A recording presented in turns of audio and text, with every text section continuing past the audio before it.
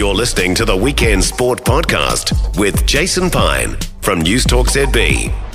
Our regular Australian correspondent is Adam Peacock, who joins us now from across the Tasman. Quite a bit to unpick today, Adam, starting with Matlidas star and the biggest name probably in Australian sport, depending on who you listen to, Sam Kerr. She's been in the news this week for probably the wrong reason, set to face trial in England, accused of the racially aggravated harassment of a police officer. What's the background to all of this?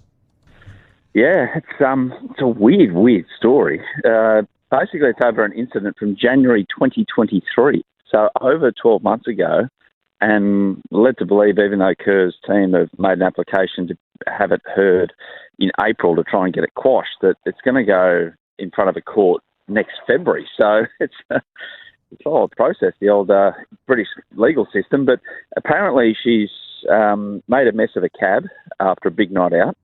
She had an argument with the cabbie. The cabbie's called the cops. The cops have come, and then the cops have, one of them has been called, and I quote, allegedly, a stupid white bastard by Sam Kerr. So that's what's kicked all of this off, and obviously you can imagine the chain of events in terms of, what people in general culture have had a hot take about it in the past 24, 48 hours. It's in the opinion pages of the political sphere as much as the sport pages.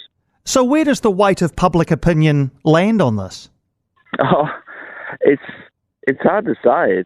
It's kind of, unfortunately, it looks like it's heading down the path of where you think society is, with left-wing, right-wing political views, racial discrimination views, what you think of historical racial discrimination and all of that.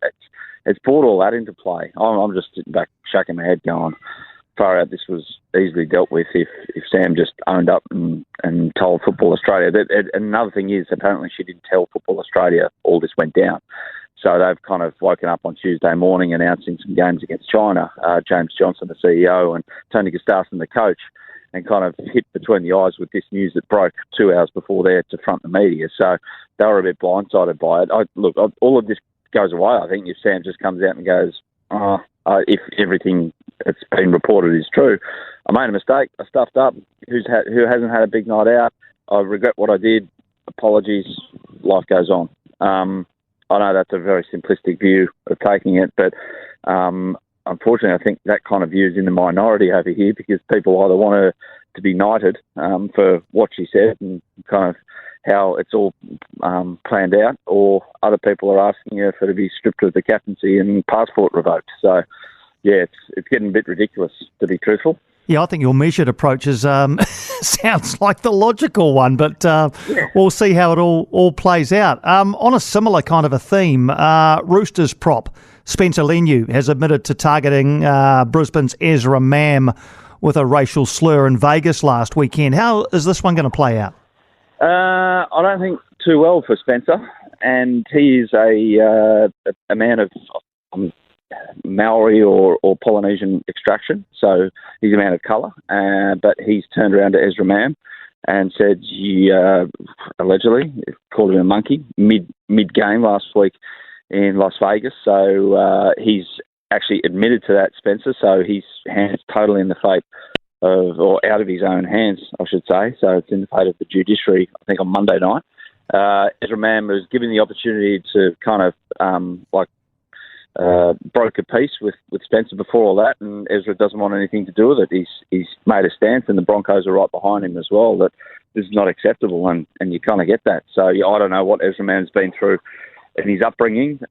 If racism was a part of it, there's a big chance that it would have been. So yeah, it's basically now down to the judiciary to decide what Spencer Leniu should cop, because everyone now knows that he actually did say it.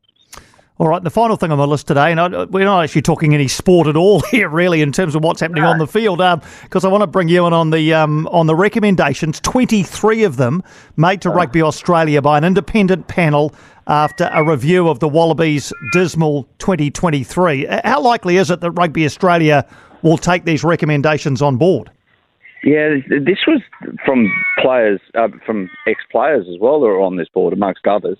And I got about 5 or 6 in, and I went, I this is in another language. I like. Yep. Like, okay, here's the thought. Maybe go in, pick the best players, get them to play as well as they can, run as hard as they can, tackle as hard as they can, and then the rest might evolve off the back of that. And give the odd kid a go, but don't go to a World Cup without taking a Michael Hooper, a great leader, or something like that. Look, rugby has this magnificent way, as you know, in the way that the game's played, even, of confusing itself. And, you know, there's 873 ruck laws, isn't there, or something like that, Piney? Yep. So, like, how about just, I think everything in Rugby Australia needs to be stripped back and made as basic as possible. And not basic in a primitive sense, basic in a effort sense, basic in a tactical sense, basic in a intent sense.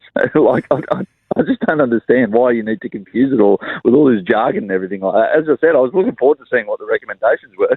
The recommendations is to not read that thing because you'll get confused. So, anyway, I think Joe Schmidt, he's been out and about doing a bit of media over here, and he looks like a guy who's just going to, okay, guys, let's get back to just playing rugby. And Dave Rennie was like this as well. I like Dave Rennie as a coach. Eddie seemed to just want to, I don't know, create things for some reason and just make, like that famous press conference before he flew out to the World Cup. Oh, let's just create a scene. Why? Just go and play rugby. Go and get better at rugby. So anyway, hopefully that's the case under our new man, your man, and because he'll get blamed as being a Kiwi if it fails, but he's one of us if he succeeds. You know that, Piney. Absolutely right. Look, I can hear our listeners nodding along to your measured and logical approach to these things, all of the things we've discussed today. Great to chat as always, mate. Hopefully we could talk some actual sport when we catch up again next Saturday. Maybe a bit of cricket. We can review the test series. Or maybe we just stick to what we've been doing. Good to chat as always, mate. That's funny. Adam Peacock from across the Tasman. We'll update you on the cricket actually while you're holding on there, mate. 229 for 8. Australia, a lead of 67 with 2 first innings wickets in hand. Cummins is there on 4. Stark unbeaten on 21. Matt Henry's at the bowling crease, so looking to add to his 5 wickets in this innings. Australia 229 for 8. Again, a lead of 67 on the first innings at Hagley Oval in the second test. For more from Weekend Sport with Jason Pine, listen live to News Talk ZB weekends from midday or follow the podcast on iHeartRadio.